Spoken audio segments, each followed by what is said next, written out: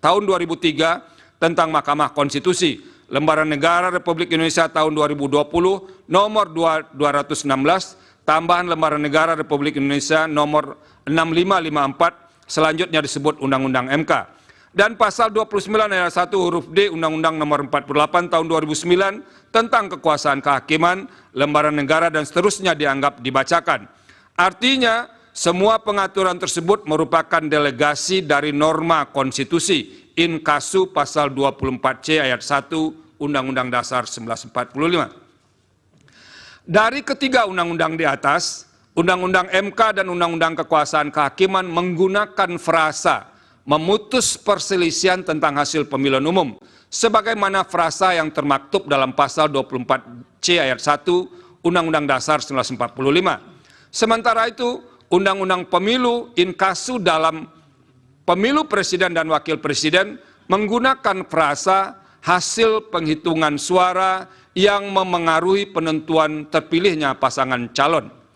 Terlepas dari adanya perbedaan tersebut, menurut Mahkamah, kewenangan untuk menyelesaikan perselisihan hasil pemilu presiden dan wakil presiden tidak dapat dilepaskan dari kewajiban konstitusional Mahkamah Konstitusi sebagai peradilan konstitusi yang harus memastikan penyelenggaraan pemilu tidak melanggar azas-azas pemilu yang bersifat langsung, umum, bebas, rahasia, jujur, adil, dan berkala sebagaimana ditentukan dalam pasal 22E ayat 1 Undang-Undang Dasar 1945.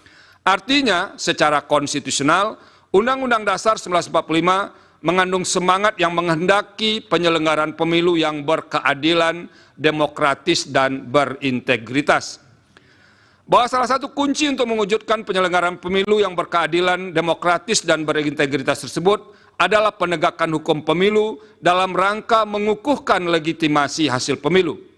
Untuk itu, apabila diletakkan dalam konteks kewenangan Mahkamah Konstitusi, sebagaimana diatur dalam pasal 24C ayat 1 Undang-Undang Dasar 1945, frasa memutus perselisihan tentang hasil pemilihan umum dimaksud harus dimaknai sebagai upaya mewujudkan pemilu yang berkeadilan, demokratis, dan berintegritas. Artinya, sekalipun Undang-Undang Pemilu telah mendesain begitu rupa penyelesaian masalah pemilu pada masing-masing kategori dan diserahkan kepada lembaga-lembaga yang berbeda, bukan berarti Mahkamah tidak berwenang untuk menilai masalah hukum pemilu yang terkait dengan tahapan pemilu berkenaan dengan penetapan suara sah hasil pemilu.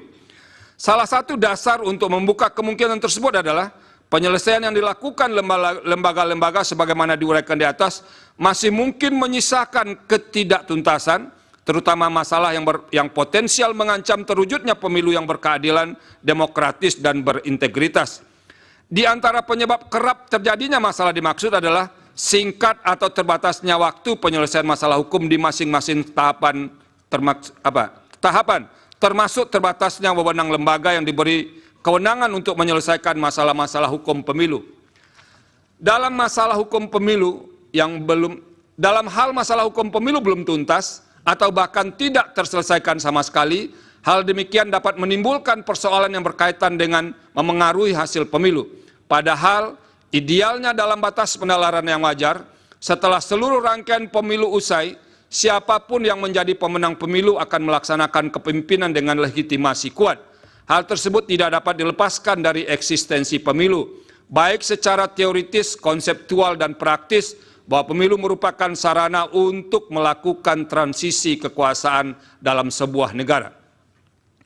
Oleh karena itu, manakala terdapat indikasi bahwa pemenuhan azas dan prinsip-prinsip pemilu tidak terjadi pada tahapan pemilu sebelum penetapan hasil, apapun alasannya, hal tersebut menjadi kewajiban bagi Mahkamah Konstitusi sebagai peradilan konstitusi untuk pada tingkat pertama dan terakhir yang putusannya bersifat final mengadili keberatan atas hasil rekapitulasi penghitungan suara pemilu.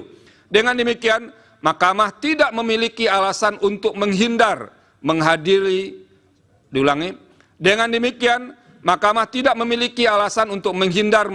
masalah hukum pemilu yang berkaitan dengan tahapan pemilu berkenaan dengan penetapan suara sah hasil pemilu, sepanjang hal demikian memang terkait dan berpengaruh terhadap hasil perolehan suara peserta pemilu. bahwa paradigma sebagaimana diuraikan di atas telah menjadi pendirian mahkamah sejak menangani perselisihan hasil pemilu presiden dan wakil presiden 2004 hingga pemilu presiden dan wakil presiden 2019.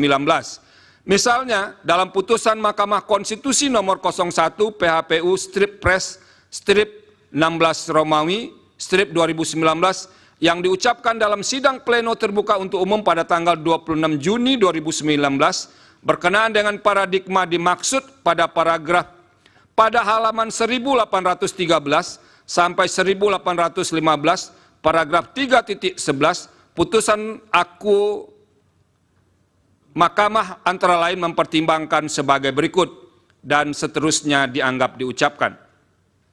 Berdasarkan pertimbangan hukum dan kutipan putusan di atas, telah jelas bahwa Mahkamah dalam melaksanakan kewenangan sebagaimana dimaksud dalam pasal 24C ayat 1 Undang-Undang Dasar 1945 tidak hanya sebatas mengadili angka-angka atau hasil rekapitulasi penghitungan suara, tetapi juga dapat menilai hal-hal lain yang berkaitan dengan tahapan pemilu berkenaan dengan penetapan suara sah hasil pemilu.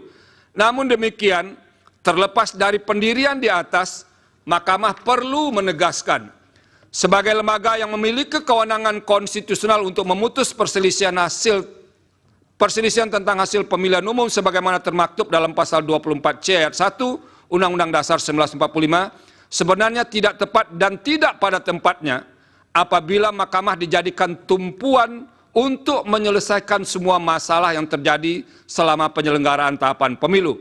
Apabila tetap diposisikan untuk menilai hal-hal lain, sama saja dengan menempatkan Mahkamah sebagai keranjang sampah untuk menyelesaikan semua masalah yang berkaitan dengan pemilu di Indonesia. Dalam hal ini, lembaga yang telah diberikan kewenangan untuk menyelesaikan pemilu seperti Bawaslu, Gakumdu, harus melaksanakan kewenangannya secara optimal demi menghasilkan pemilu yang jujur dan adil serta berintegritas.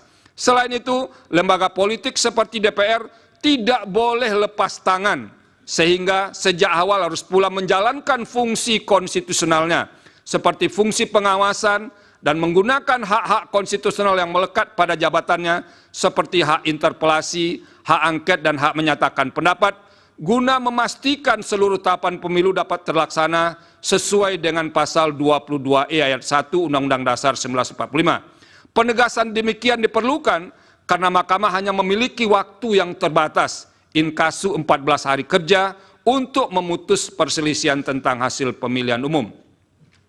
Berdasarkan uraian pertimbangan hukum di atas, eksepsi termohon dan eksepsi pihak terkait yang pada intinya menyatakan Mahkamah tidak berwenang mengadili permohonan aku dikarenakan pemohon tidak mendalilkan perselisihan hasil suara pemilihan presiden dan wakil presiden berupa penghitungan secara kuantitatif, melainkan mendalilkan pelanggaran kualitatif yang bersifat terstruktur, sistematis, dan masif, adalah eksepsi yang tidak beralasan menurut hukum.